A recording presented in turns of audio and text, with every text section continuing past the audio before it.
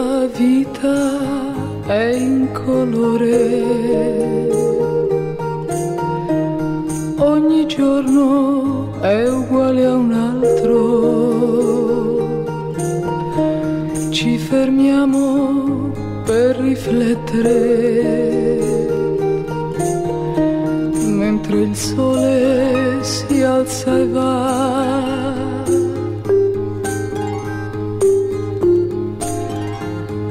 Traguardo dell'amore,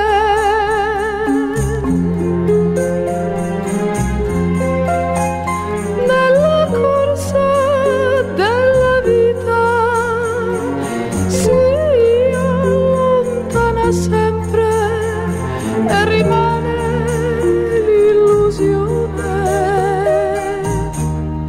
di un inutile discorso. Alla fine di ogni giorno, invaso dai perché.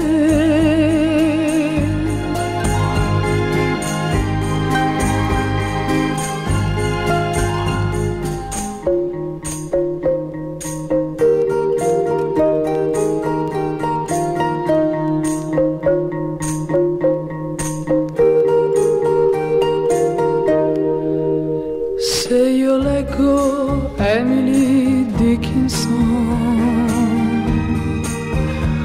e tu sfogli Robert Frost, nell'attesa di concludere quel che gli altri han detto già,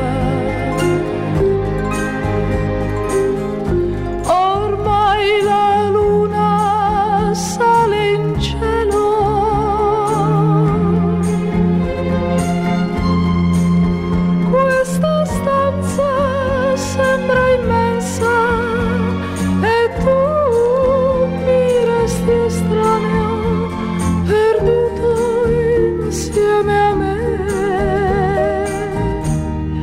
nell'inutile discorso della vita di ogni giorno, invasa dai